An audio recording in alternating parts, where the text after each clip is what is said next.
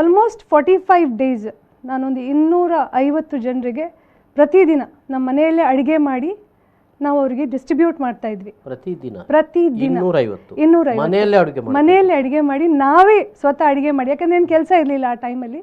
ಸ್ವಲ್ಪ ದಿನ ಕೊಟ್ಟೆ ಮಧ್ಯಾಹ್ನ ಊಟ, ಬಟ್ ನೋಡುವಾಗ ತುಂಬಾ ಜನ ಸಹಾಯಕ್ಕೆ ಮುಂದೆ ಬರ್ತಾ ಇದ್ರು. ಆ ಸಂದರ್ಭದಲ್ಲೂ ರಾತ್ರಿ ಮಾತ್ರ ಸ್ವಲ್ಪ ಕಷ್ಟ ಆಗ್ತಾ ಇತ್ತು, ಊಟ ಸಿಗ್ತಾ ಇರಲಿಲ್ಲ ಜನರಿಗೆ. ಸೊ ಆ ಸಂದರ್ಭದಲ್ಲಿ ಪ್ರತಿದಿನ 45 ಡೇಸ್ ನಾನು ಜನರಿಗೆ ಊಟ ಕೊಟ್ಟಿದ್ದೇನೆ. ಕಂಕನಾಡಿ ಆಗಿರ್ಬೋದು, ಅಥವಾ ವೆನ್ಲಾಕ್ ಹಾಸ್ಪಿಟಲ್ ಹತ್ರ ಆಗಿರ್ಬೋದು, ಅಥವಾ KSRTC ಬಸ್ ಸ್ಟ್ಯಾಂಡ್ ಹತ್ರ ಆಗಿರ್ಬೋದು, ಪಂಪ್ವೆಲ್ ಆಗಿರ್ಬೋದು. ಸೊ ಇಂಥ ಜಾಗಗಳಲ್ಲಿ ಹೋಗಿ ನಾವು ಜನರಿಗೆ ಊಟ ಕೊಡ್ತಾ ಇದ್ವಿ. ಮತ್ತು ಕೆಲವೊಬ್ಬರು ಈ ಕದ್ರಿ ಪಾರ್ಕ್ ಹತ್ರ ಅಲ್ಲಿ ಇಲ್ಲಿ ಬಸ್ ಶೆಲ್ಟರ್ಸಲ್ಲೆಲ್ಲ ಇರ್ತಾಯಿದ್ರು, ಖಾಯಮಾಗಿ ಅಲ್ಲೇ ಇರುವವರು ರೈಲ್ವೆ ಸ್ಟೇಷನ್ ಹತ್ರ.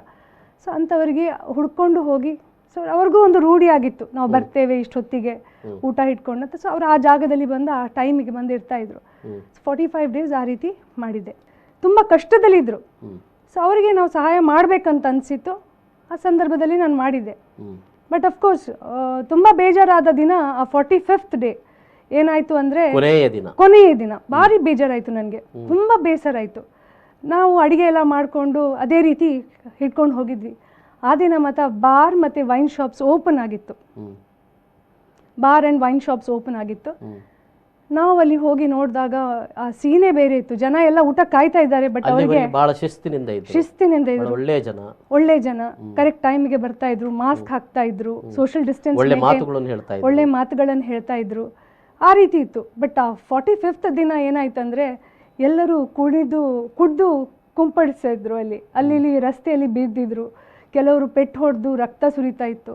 ಸೊ ಇದನ್ನು ನೋಡುವಾಗ ತುಂಬ ಬೇಸರ ಆಯಿತು. ಈ 45 ಡೇಸ್ ನಾವೇನು ಶ್ರಮ ಪಟ್ಟಿದ್ದೇವೆ, ಅಫ್ಕೋರ್ಸ್ ಅವರಿಗೆ ಊಟ ಬೇಕು, ಕುಡಿಯಲಿ ಏನೇ ಮಾಡಲಿ. ಅದೆಲ್ಲೋ ಆಗಲಿಲ್ಲ ನಿಮಗೆ. ಆ 44 ದಿನ ಅವರು ವ್ರತವನ್ನು ಆಚರಿಸಿಕೊಂಡಿದ್ದದ್ದು, ಹಾಗಾಗಿ ಒಳ್ಳೆ ಮಾತು ಬರ್ತಾ ಇತ್ತು. ಹೌದು, ಆದರೆ ಆಪ್ಷನ್ ಇಲ್ಲಲ್ಲ ಅವರಿಗೂ. ಈಗ ಕುಡಿಲಿಕ್ಕೆ ಸಿಕ್ಕಿದ ಒಂದು ದಿನ ಕುಡಿದ್ರು ಓಕೆ, ಬಟ್ ಆ ದಿನಗಳಲ್ಲಿ ನಾವು ಊಟ ಕೊಡಲಿಲ್ಲ ಅಂತಾದರೆ ಅವ್ರು ಹಸಿವಿಂದ ತುಂಬ ಕಷ್ಟ ಅನುಭವಿಸ್ತಾ ಇದ್ರು. ಸೊ ಆ ರೀತಿ ಮನಸ್ಸಿಗೆ ಸಮಾಧಾನ ಮಾಡಿಕೊಂಡು